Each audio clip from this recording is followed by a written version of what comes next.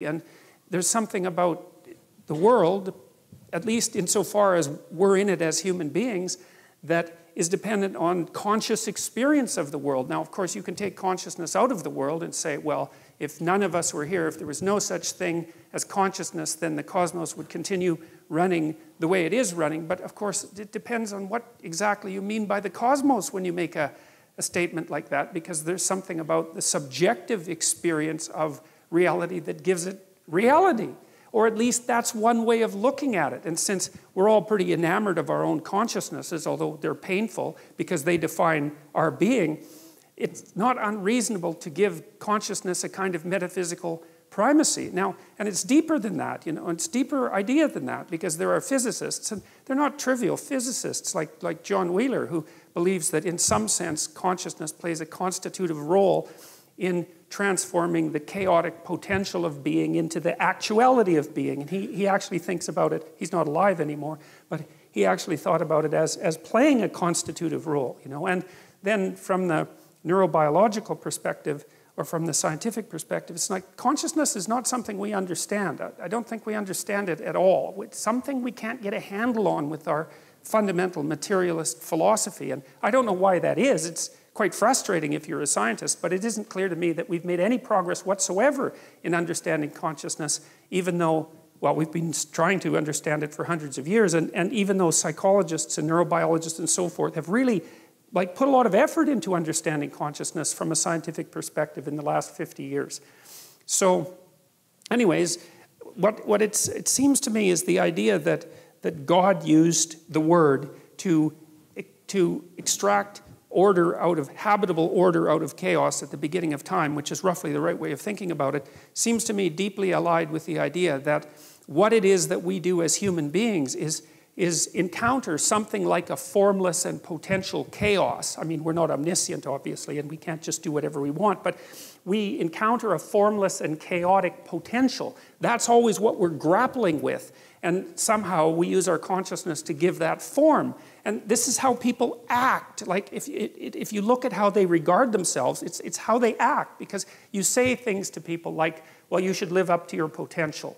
And you make a case that there's something about a person that's more than what is, that yet could be if only they participated in the process properly. And everyone knows what that means, and no one acts like a mystery has been uttered when you say that. And you know, you can see a situation in your own life that's full of potential. You're often extremely excited when you encounter something that's full of potential, because what you see is something that could be. You see a future beckoning for you that could be if only you interacted with it properly. And it activates your nervous system, right, in a very basic way. And we even understand how that happens to the degree that we understand how the nervous system works, because the systems that mediate positive emotion, which are governed roughly by the neurochemical dopamine, and which have their roots way down in the ancient hypothalamus, a very, very archaic and fundamental part of the brain, that responds to potential, which is the possibility of accruing something new and valuable. It responds to potential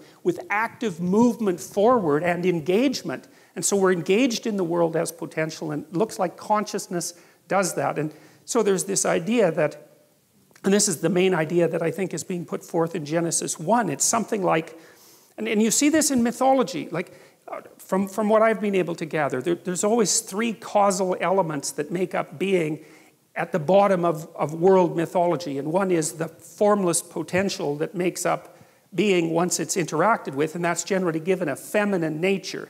And I think that's because it's like the source from which all things emerge and rise. It's something like that. It's more complicated than that, but it's something like that. And then there's some kind of interpretive structure that has to grapple with that formless potential.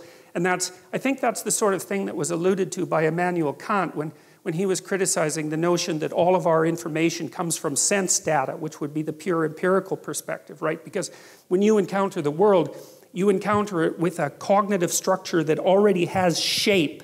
And so it's already in you, this structure. And without that a priori structure, you wouldn't be able to take the formless potential and give it structure. And I think that's something, it's akin in some way to the idea of God the Father, and I'll try to develop that idea more. It's the notion that there's something in all of us that transcends all of us, that's deeply structural, that's part of this ancient well, I would say evolutionary and cultural process that enables us to grapple with the formless potential and bring forth reality, roughly speaking. And then there's the final element, and that element seems to be something like consciousness itself, the consciousness that actually inheres in the individual. So it's not only that you have a structure, it's that the structure has the capacity for action in the world. And it's like, you're the spirit that gives the dead structure life. It's something like that. And as far as I can tell, the Trinitarian notion that characterizes Christianity is something like, well, formless potential, which is never given the status of a deity in Christianity. And then the notion that there's an a priori interpretive structure that's a consequence of our ancient existence as beings. It goes back as far in time as you can go, the notion of a structure.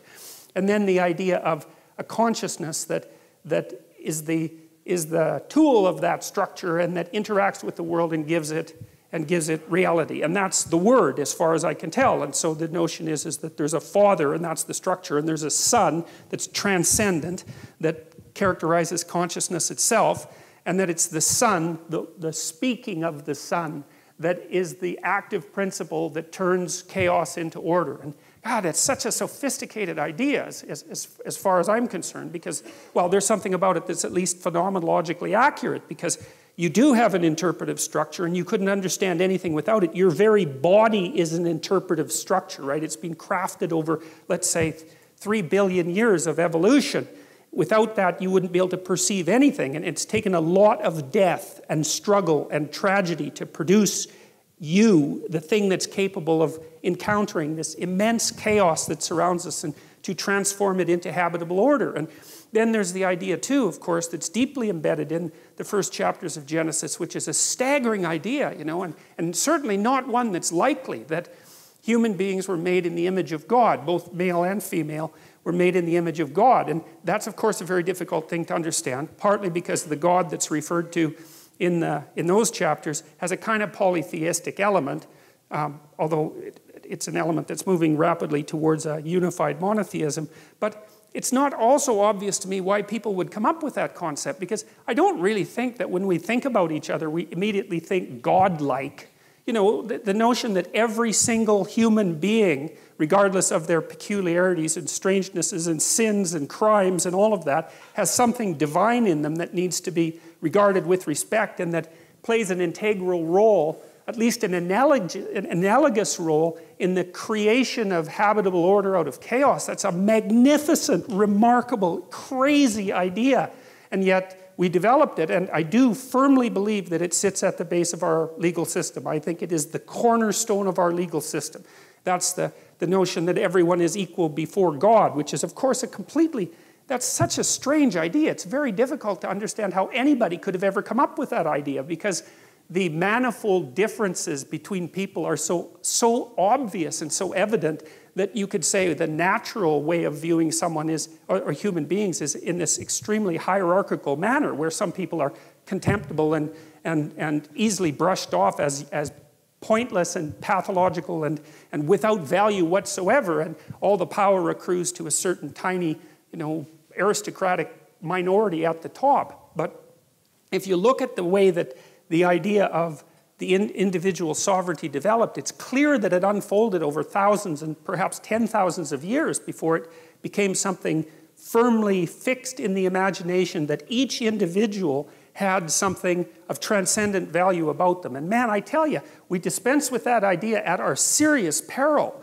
And so, and if you're going to take that idea seriously, then, which you do because you act it out, because otherwise you wouldn't be law-abiding citizens, right? You act that idea out. It's firmly shared by everyone who acts in a civilized manner. The question is, why in the world do you believe it, assuming that you believe what you act out, which I think is a really good way of fundamentally defining belief. So, all right, so that's the sort of idea, is that there's this God of tradition and structure. That's God the Father, who uses the Son, which is more of an active force, and primarily something that's verbal, which I also think is extremely interesting, because it's associated not with thought precisely, but with speech. And I think the reason for that is that there's something to speech that's more than mere thought. And I think part of the reason for that is that speech is a public utterance. And at least in principle, speech is something that's shaped by the existence of everyone else, at least across time. Because when you speak, your speech is put forward in the world as a causal element, and it's also subject to criticism and cooperation and mutual shaping. And so there's an idea here too that speech is that the cognitive processes that bring habitable reality out of uninhabitable chaos have this collective and public element, which is part of the reason, by the way, that I'm an advocate of free speech, let's say, above all, because I don't think, although it is the case, for example, in the Canadian Bill of Rights, that every single right has equal value. That's the theory. It's an idiotic theory because it's absolutely impossible for a large set of rights to have absolutely equal stances. That cannot happen. There's no way that that can ever work. But that is the legal judgment. But I think it's a huge mistake because free speech has this, well, this divine quality, let's say, that you can't escape from because it's the thing that manufactures everything else. You know, and I do think that the dream that you could think of as encapsulated in the stories in Genesis is the dream by which human beings dreamed up the idea that we would now consider consciousness. Because, you know, it took us a long time to figure out the word consciousness. It's not like it's bloody obvious. Who knows how many thousands of years or who knows what struggles we had to undertake to abstract out something like consciousness and how we had to represent that dramatically, say, or symbolically, or in a dreamlike fashion before we could actually formulate the term and localize that to some degree in people. It's very sophisticated.